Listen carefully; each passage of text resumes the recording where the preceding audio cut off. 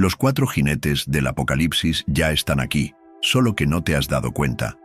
En el último libro de la Biblia, el Apocalipsis, cuatro jinetes galopan desde un sello roto, desatando el terror sobre el mundo. Pero nunca fueron solo fantasía. Durante más de 2000 años, los cuatro jinetes del Apocalipsis han rondado la historia de la humanidad. ¿Y si te dijéramos que siguen cabalgando? Hoy exploramos los hechos que se esconden tras la leyenda y la aterradora verdad de que puede que nunca se hayan ido. Casi todo el mundo quiere saber qué le depara el futuro, aunque la mayoría cree que nadie puede predecirlo con exactitud. Sorprendentemente, las profecías bíblicas clave sobre un misterioso primer jinete del Apocalipsis, Apocalipsis 6:2, proporcionan importantes conocimientos sobre la historia y revelan hacia dónde se dirigen los acontecimientos actuales. Las antiguas profecías de la Biblia están cobrando vida hoy y sorprenderán a un mundo que ha perdido de vista al verdadero Dios de la Biblia. Hace casi 2000 años, Jesucristo explicó que una serie de acontecimientos reconocibles, falsos profetas y engaños religiosos, guerras y rumores de guerras, hambrunas y calamidades naturales como terremotos y epidemias, precederían a su segunda venida. Advirtió a sus discípulos que estuvieran atentos a estas señales, porque un mundo desprevenido se verá sorprendido por la rápida escalada de los acontecimientos en los últimos días.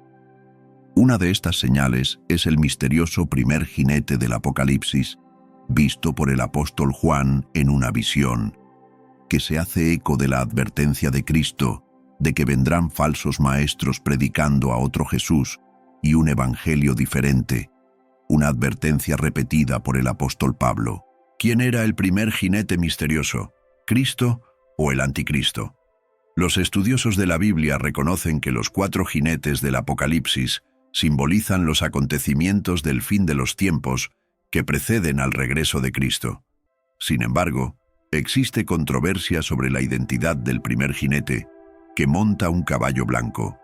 Algunos afirman erróneamente que el jinete representa a Jesucristo predicando el Evangelio, debido a su aparente similitud con Cristo sobre un caballo blanco, como se describe en Apocalipsis 19:11-14. Otros creen que el primer jinete representa al anticristo, que se opondrá a Cristo en su regreso. La Biblia, por supuesto, ofrece su propia explicación. La secuencia de los acontecimientos del fin de los tiempos, esbozada en Mateo, Marcos y Lucas, es paralela a los acontecimientos representados por los cuatro jinetes de Apocalipsis 6. En cada uno de estos evangelios, el primer jinete representa al anticristo, que se opondrá a Cristo en su regreso. En cada uno de estos evangelios, el evento inicial de la secuencia del fin de los tiempos es una creciente prevalencia de falsos maestros y engaño religioso. Esto significa que el primer jinete no es Jesucristo, sino que personifica un poderoso movimiento religioso falso. La corona de este jinete, símbolo de liderazgo y autoridad, sugiere a un prominente líder religioso. Apocalipsis 6:2. Lleva un arco para disparar flechas, en contraste con Cristo en Apocalipsis 19:11-15, a quien se representa con una espada y una vara de hierro.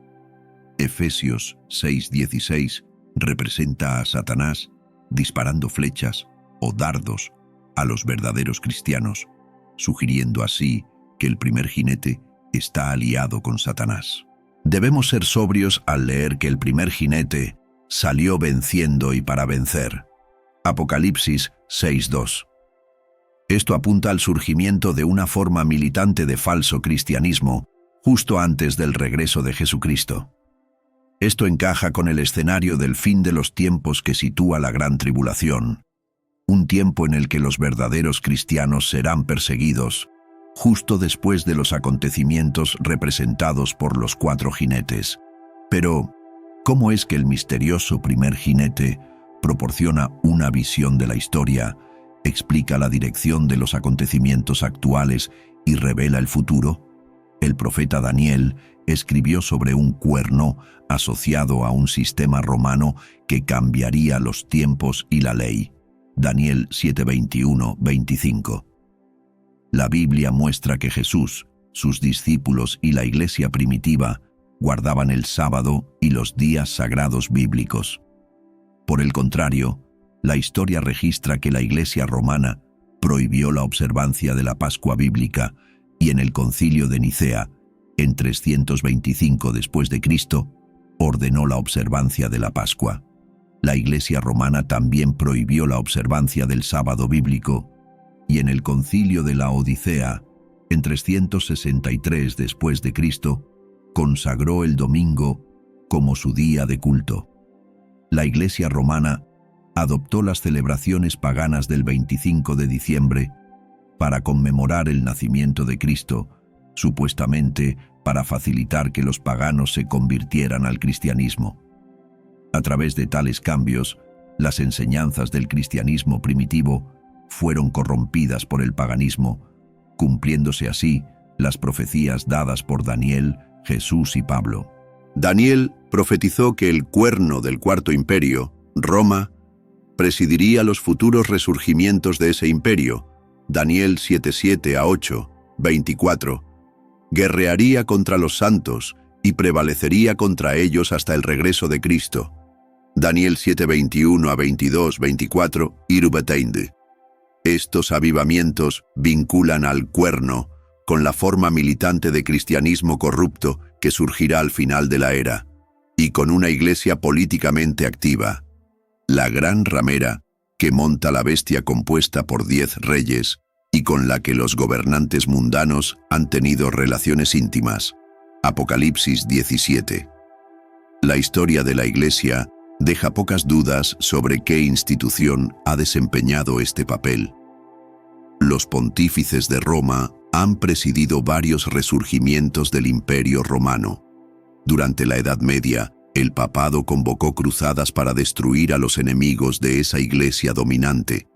Esos enemigos incluían no solo a los infieles musulmanes, sino también a muchos que profesaban creer en Cristo y en el Dios de la Biblia, incluidos los miembros de la Iglesia Ortodoxa Oriental que perecieron en el saqueo de Constantinopla, muchos judíos, cátaros y albigenses observantes del sábado en el sur de Francia y valdenses en el norte de Italia y Alemania.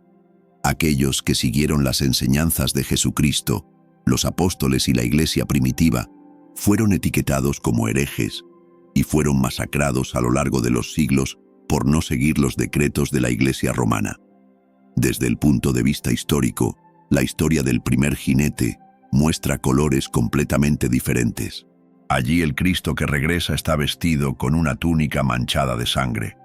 Lleva muchas coronas, en griego, diadema, diademas reales o diademas, ni una sola corona de laurel. Además, le acompañan muchos seres angélicos sobre caballos blancos, y su arma no es un arco, sino la espada de su boca. Se puede conectar con algún simbolismo histórico, como los emperadores romanos llevaban túnicas blancas en triunfo, y los partos, el mayor enemigo oriental de Roma, eran expertos arqueros a caballo, montando caballos blancos en la batalla. ¿Cómo se llamará a sí mismo el anticristo? Advirtiéndoles que no piensen que el fin es inminente cuando sucedan ciertos acontecimientos, dijo: «Vendrán muchos en mi nombre, diciendo, yo soy el Cristo, y engañarán a muchos». Reclamando la identidad del verdadero Mesías, engañan prometiendo hacer lo que solo Él puede hacer para resolver todos los problemas humanos. Pero, ¿es necesario que esos falsos mesías digan literalmente, «Yo soy Jesús»? ¿Tienen que tener un mensaje principalmente religioso? En el relato paralelo del Evangelio de Marcos, los mismos engañadores afirman, «Yo soy», Marcos 13:6. Otra forma de decirlo podría ser, «Yo soy el elegido».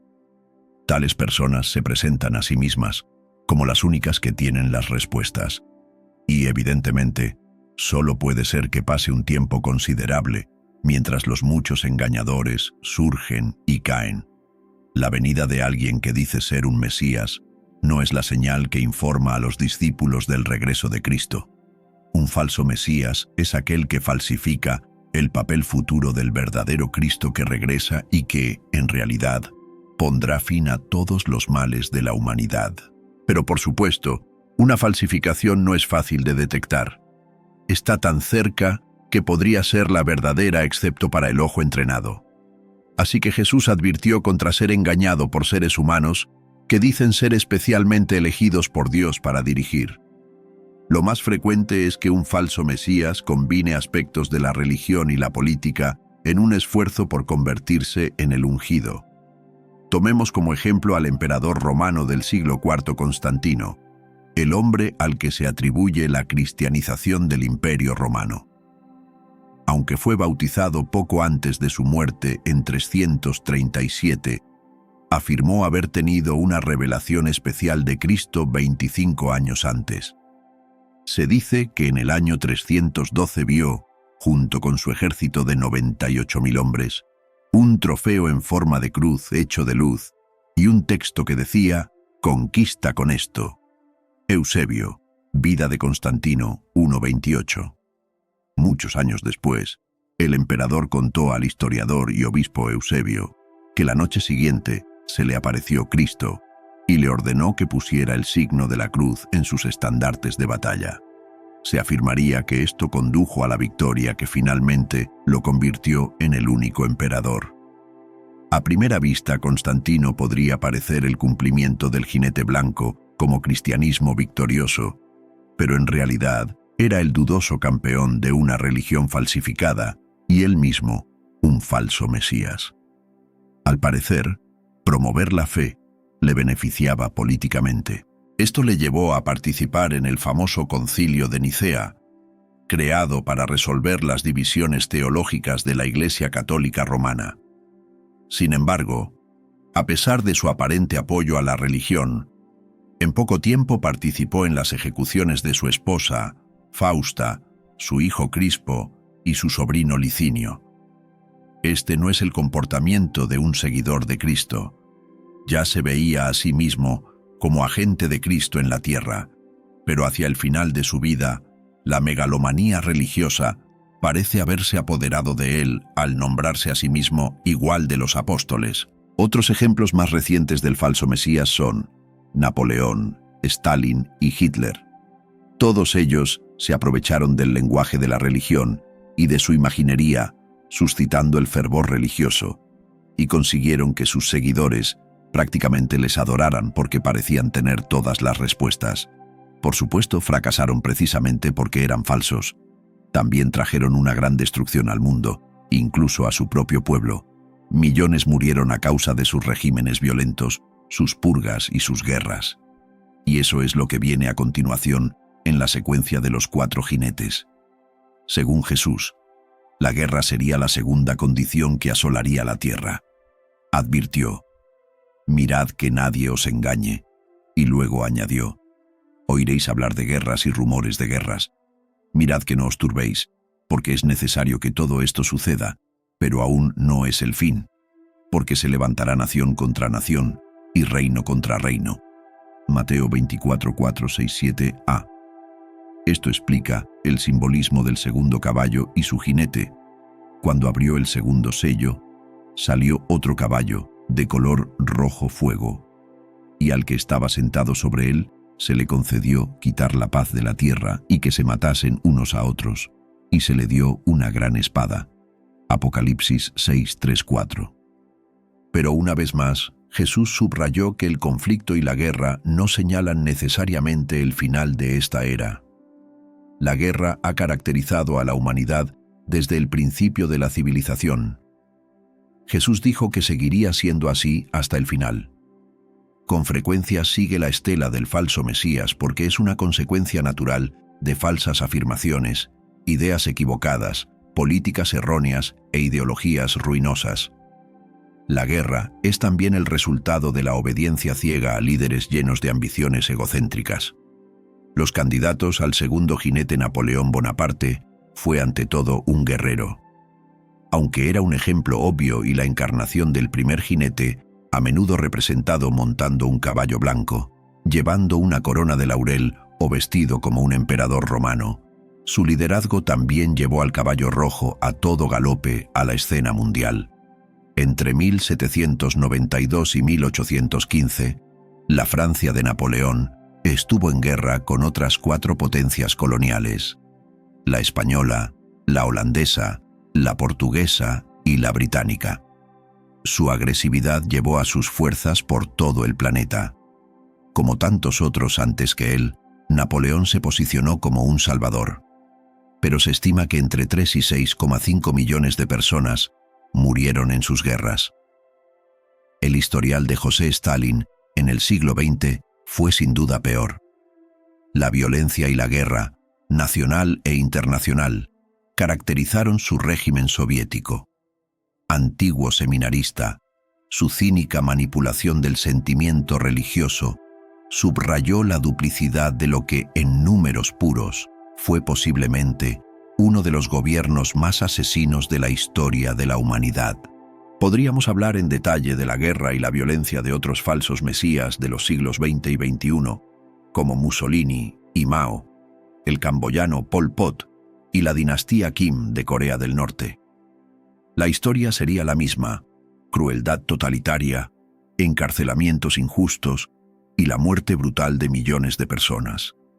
El jinete rojo suele cabalgar tras la estela del falso Mesías. Los falsos Cristos provocan la guerra total. Al explicar estas dos condiciones, Jesús también invitaba a sus discípulos y a nosotros a reconocer que los seres humanos tienen ciertas tendencias.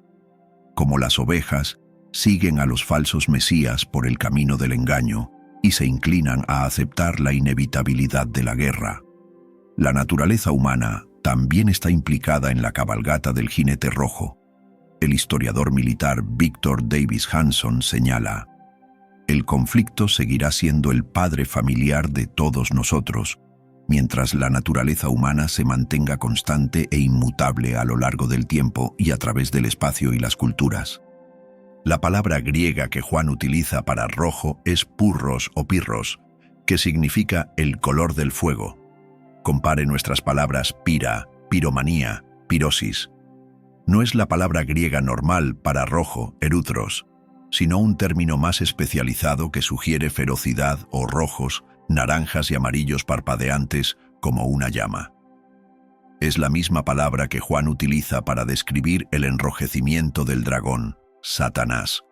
En Apocalipsis 12:3, la tercera y única otra aparición es en un nombre propio, Sopatros Purrou, que extrañamente no se traduce completamente en Hechos 24. Este color particular da a entender calor y ferocidad, como un incendio forestal fuera de control. El hebreo no tiene un término bíblico similar. Sin embargo, el color rojo o escarlata en el Antiguo Testamento simboliza frecuentemente la sangre, ya sea la sangre del sacrificio o la sangre de la violencia. La escarlata tiene otros dos significados interesantes, el de riqueza y lujo y el de pecado. Se podría argumentar que todos estos significados podrían aplicarse al segundo sello. La gran espada del jinete es una traducción de Machaira Megalee. De nuevo, no se trata de la espada de guerra ordinaria, Ronfalla, sino de una espada corta o un cuchillo largo como una daga. Con frecuencia, Machaira es el cuchillo utilizado para preparar un sacrificio o sacrificar un animal para la comida. También es la espada que llevan los magistrados y los verdugos. Que la espada del jinete rojo sea grande, megale, significa o bien que es más grande o larga de lo habitual, o bien que es muy eficaz en su cometido. Sorprendentemente, Ronfalla aparece en Apocalipsis 6:8. Y les fue dado a los 4 jinetes poder para matar con espada, con hambre, con muerte. Una gran espada, pues, equivale a un instrumento de muerte completamente eficaz. La espada es a menudo un símbolo del juicio de Dios. La espada del Señor está llena de sangre, está rebosante de grosura, de sangre de corderos y cabritos, de grasa de riñones de carneros, porque el Señor tiene un sacrificio en Bosra y una gran matanza en la tierra de Edom. Incluso a su propio pueblo, si no le obedece, Dios le promete: traeré contra ti una espada que ejecute la venganza de mi pacto. Levítico 26:25. Como este jinete, la espada del Señor devorará de un extremo a otro de la tierra. Ninguna carne tendrá paz. Jeremías 12:12. Claramente, el propósito de la gran espada dada al jinete del caballo rojo es infligir muerte violenta a masas de gente en juicio divino. Guerras y rumores sobre ellas. Como si nunca hubiera habido intención de oscurecer el significado de esta figura, la descripción que hace Juan del caballo rojo dice con toda naturalidad: y al que estaba sentado sobre él, le fue concedido quitar la paz de la tierra, y que se matasen unos a otros. Apocalipsis 6:4. Este segundo sello representa claramente el conflicto, la guerra, la destrucción y la muerte sangrienta. Sus comentarios especifican guerras entre naciones y reinos, pero la descripción de Juan en Apocalipsis 6 amplía esto a gente matándose unos a otros. Esto sugiere que este jinete no solo se ocupa de la destrucción masiva en guerras civiles, fronterizas y mundiales, sino también en conflictos más pequeños hasta llegar a los asesinatos individuales.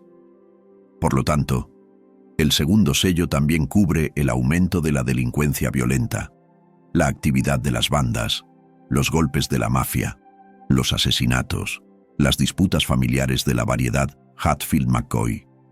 La disputa Hatfield-McCoy involucró a dos familias estadounidenses de la zona de Virginia Occidental, Kentucky, a lo largo de la bifurcación Tug del río Big Sandy desde 1863 hasta 1891, y las disputas personales que se vuelven violentas.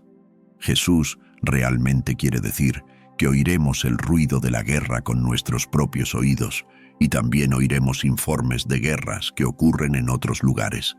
En otras palabras, habrá guerras en todo el mundo. Agresión implacable. Es interesante observar que el segundo sello es introducido por el segundo ser viviente que dice: venid y veréis. Apocalipsis 6:3. Apocalipsis 4:7 nos da el orden de las criaturas vivientes como león, becerro, hombre y águila.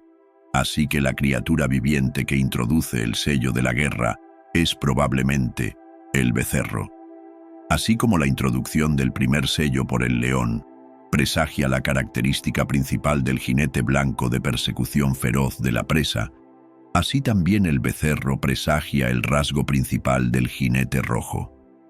El jinete rojo, con su ardiente caballo rojo, su gran espada y su implacable agresividad, es un símbolo temible del conflicto incesante, intensificado, incontrolado y horroroso. Dios pretende que esta figura infunda terror en la humanidad con la esperanza de que se arrepienta de su enemistad y se salve de su destrucción y muerte.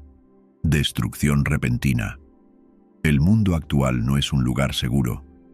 Conflictos en guerras calientes, crímenes violentos o disputas personales pueden estallar en un instante. En el contexto del fin de los tiempos, por aterrador que sea, al jinete rojo le sigue otro jinete letal, uno cuyo trabajo es cuidar de los que sobrevivan a la sangrienta embestida de su hermano. Las advertencias sobre la hambruna pueden sonar absurdas para las naciones ricas y sobrealimentadas de Europa Occidental, Norteamérica y otras regiones del primer mundo, donde la obesidad es un problema creciente. Sin embargo, grandes segmentos de la familia humana sufren diariamente hambre e inanición como hechos agonizantes de la vida. Mientras muchos líderes religiosos hablan de amor, paz y tolerancia, no ven o no comprenden el significado de trágicos acontecimientos que fueron profetizados hace mucho tiempo y que están cobrando vida hoy. Jesús predijo que, poco antes de su profetizada segunda venida, el mundo experimentaría hambrunas cada vez más graves a escala global. El apóstol Juan simbolizó estas hambrunas globales con el tercer jinete del Apocalipsis, un jinete en un caballo negro, llevando una balanza, un instrumento para medir el trigo y otros granos para la venta. Según la profecía bíblica, las hambrunas, junto con las enfermedades, los desastres naturales y las mortíferas guerras mundiales, provocarán la muerte de una cuarta parte de la población mundial. Para muchos oídos modernos, esto puede sonar a ciencia ficción morbosa o a tácticas alarmistas. Para muchos en los países occidentales desarrollados, la escasez de alimentos es hoy poco más que un problema de la cadena de suministro, que significa que solo hay un corte de carne en el escaparate del supermercado, o que hay 5 tipos de arroz disponibles en lugar de 10. E incluso en la medida en que existe un problema, pocos lo relacionan con las palabras de las Escrituras. Pero la verdad debería hacernos reflexionar. Las condiciones globales actuales muestran que nuestro mundo está empezando a parecerse a lo que la Biblia predijo hace mucho tiempo. Durante décadas, las agencias de ayuda occidentales y las Naciones Unidas dirigieron la mayor parte de sus esfuerzos de ayuda alimentaria a las hambrunas de África. Sin embargo, en los últimos años, la inseguridad alimentaria se ha extendido a otras regiones. Es aleccionador darse cuenta de que la profecía bíblica advierte de la grave escasez de alimentos que se está produciendo en los países occidentales más prósperos. Hace mucho tiempo, Dios dijo a la rebelde casa de Israel que 1/3 de vosotros morirá de peste y será consumido de hambre en medio de vosotros, y 1/3 caerá a espada, guerra, a vuestro alrededor, y esparciré otro 1/3 a todos los vientos. La falta de lluvia y la consiguiente sequía serán factores importantes que contribuirán a esta terrible situación. La sequía generalizada y la falta de lluvia no son las únicas causas de las hambrunas modernas. El tiempo severo o errático, relacionado con fenómenos climáticos como el Niño o la Niña, puede traer lluvias torrenciales, heladas y tornados que dañan las cosechas y crean escasez de alimentos. Las guerras que expulsan a los agricultores de sus tierras reducen la producción de alimentos, perturban los sistemas de distribución y destruyen los alimentos almacenados. Los opositores políticos se ven a menudo privados del acceso a los suministros alimentarios. El acceso a la tierra cultivable se ha convertido en una herramienta de influencia política en algunos países con problemas, en los que los partidos o grupos favorecidos obtienen un acceso que se niega a los oponentes. Los cambios estructurales impuestos a las naciones deudoras por el Banco Mundial o el Fondo Monetario Internacional también generan condiciones de hambruna en segmentos de la sociedad. Las naciones a las que se anima a cultivar productos comerciales para la exportación, en lugar de producir alimentos, a menudo se vuelven incapaces de alimentarse a sí mismas. El desplazamiento de los agricultores rurales de subsistencia por las grandes empresas también sume a muchos en la pobreza y el hambre.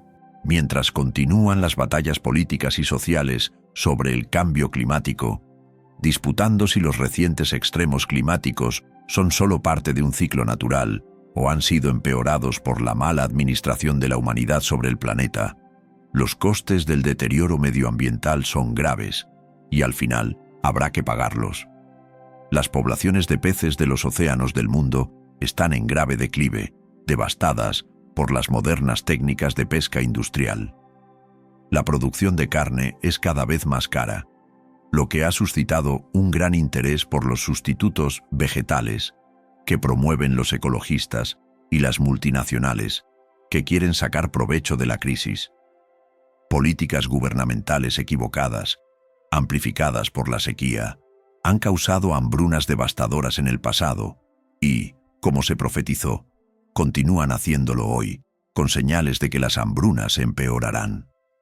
Se calcula que en Ucrania, en 1932-33, murieron 5 millones de campesinos a causa de la hambruna provocada por la política de colectivización forzosa de las tierras de labranza del líder soviético Joseph Stalin.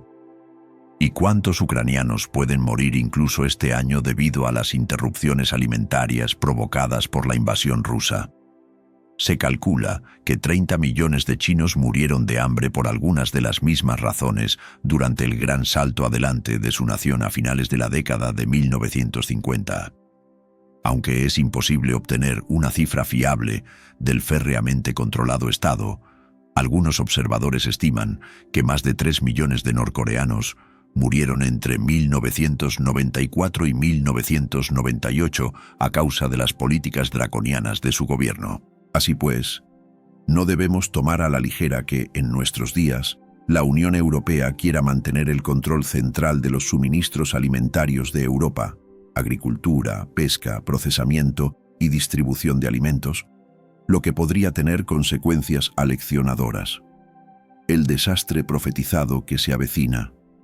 Cuando Dios sacó a los israelitas de Egipto, Moisés profetizó que si obedecían las leyes de Dios, serían bendecidos con lluvia a su tiempo y cosechas abundantes. Pero si ignoraban las leyes de Dios, Él quebrantaría la soberbia de vuestro poder, haciendo vuestros cielos como hierro y vuestra tierra como bronce, de modo que vuestra tierra no dará sus productos y epidemias de enfermedades afligirían a sus rebaños y manadas. Dios también advirtió que, a causa de la desobediencia, sembraréis en vano vuestra semilla, porque vuestros enemigos la comerán, y que Dios os cortará el suministro de pan. Dios advirtió más tarde a los israelitas que, además de los daños a las cosechas por la sequía y los insectos, solo seréis oprimidos y saqueados continuamente, y vuestros rebaños y manadas serán arrebatados violentamente de delante de vosotros y entregados a vuestros enemigos. Una nación que no habéis conocido comerá el fruto de vuestra tierra. Enloqueceréis a causa del espectáculo que verán vuestros ojos.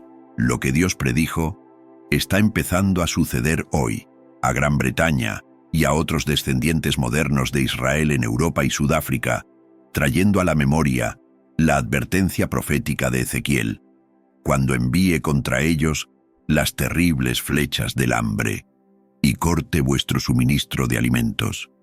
Dios ha advertido a sus hijos rebeldes: acumularé desastres sobre ellos, se consumirán de hambre.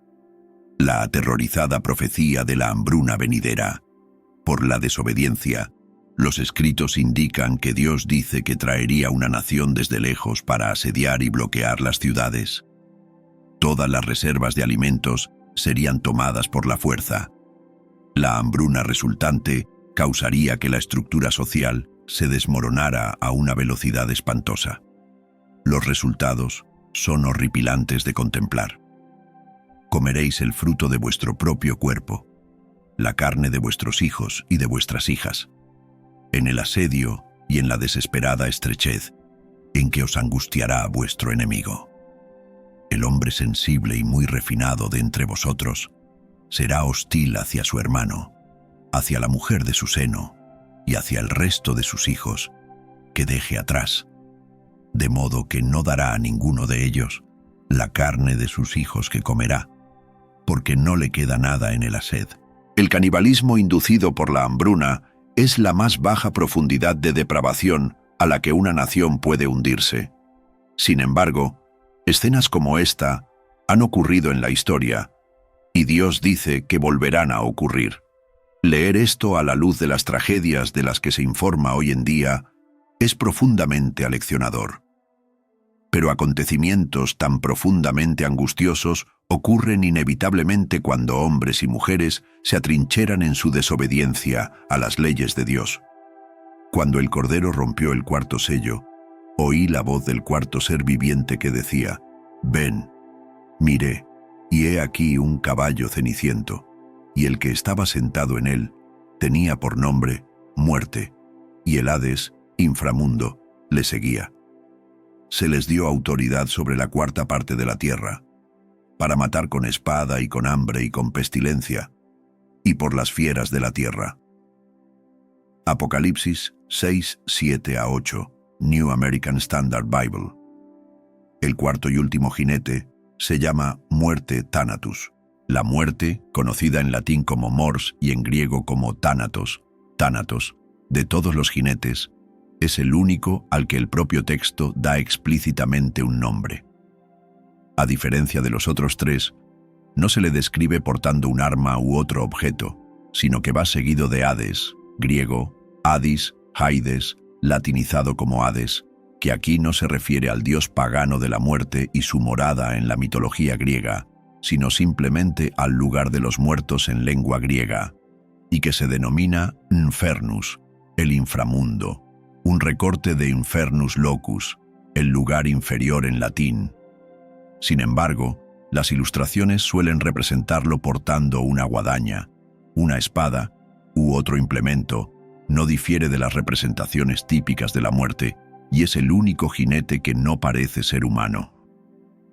El color del caballo de la muerte se escribe como pallidus en latín y como chloros, latinizado como chlorus, en el griego koiné original, que puede significar verde, amarillo verdoso o pálido, pálido en ambos idiomas. El color suele traducirse como pálido, aunque ceniciento. Verde pálido y verde amarillento son otras posibles interpretaciones. La palabra griega es la raíz de clorofila y cloro. Basándose en los usos de la palabra en la literatura médica griega antigua, varios estudiosos sugieren que el color refleja la palidez enfermiza de un cadáver.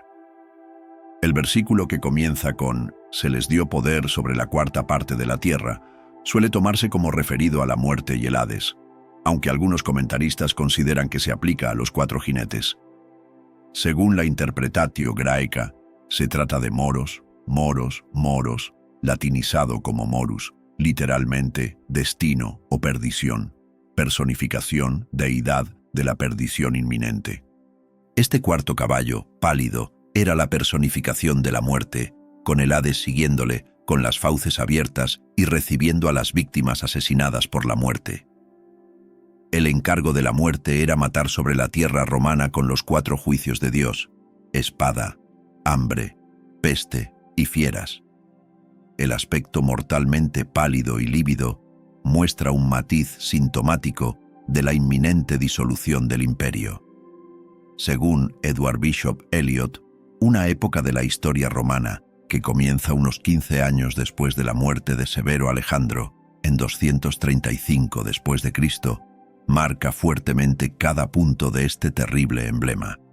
Edward Gibbon habla de un período que va desde la celebración de los grandes juegos seculares por el emperador Filipo hasta la muerte de Galieno, en 268 después de Cristo, como los 20 años de vergüenza y desgracia, de confusión y calamidad, como una época en la que el arruinado imperio se acercaba al último y fatal momento de su disolución. Cada instante del tiempo en cada provincia del mundo romano fue afligido por tiranos militares e invasores bárbaros, la espada de dentro y de fuera. Según Eliot, la hambruna, consecuencia inevitable de la carnicería y la opresión, que acabó con la cosecha presente así como con la esperanza de cosechas futuras, produjo el ambiente propicio para una epidemia de enfermedades, efectos de una alimentación escasa y malsana. Esa furiosa plaga, la plaga de Cipriano, que hizo estragos del 250 al 265, continuó sin interrupción en todas las provincias, ciudades y casi todas las familias del imperio. Durante una parte de este tiempo, 5.000 personas murieron diariamente en Roma, y muchas ciudades que habían escapado a los ataques de los bárbaros quedaron totalmente despobladas. Durante un tiempo, a finales del 260, la fuerza de Aureliano aplastó a los enemigos de Roma, aunque tras su asesinato, algunos de ellos revivieron. Mientras los godos llevaban casi un siglo destruidos y el imperio reunificado, los persas sasánidas se mantenían incólumes en Oriente, y durante el año siguiente, huestes de alanos de Asia Central se extendieron por el Ponto, Capadocia, Cilicia y Galacia, marcando su trayectoria con las llamas de las ciudades y aldeas que saqueaban. En cuanto a las bestias salvajes de la tierra, según Eliot, es una ley bien conocida de la naturaleza que ocupan rápidamente las escenas de desperdicio y despoblación. donde el reinado del hombre fracasa y comienza el reinado de las bestias. Después del reinado de Galieno, y transcurridos 20 o 30 años, la multiplicación de los animales había aumentado hasta tal punto en algunas partes del imperio que lo convirtieron en un mal clamoroso. Un punto notable de aparente diferencia entre la profecía y la historia podría parecer que se limita expresamente a la cuarta parte de la tierra romana, pero en la historia de la época, la devastación del caballo pálido se extendió por todas partes. La profecía del cuarto sello parece marcar el clímax maligno de los males de los dos sellos precedentes, a los que no se atribuye tal limitación.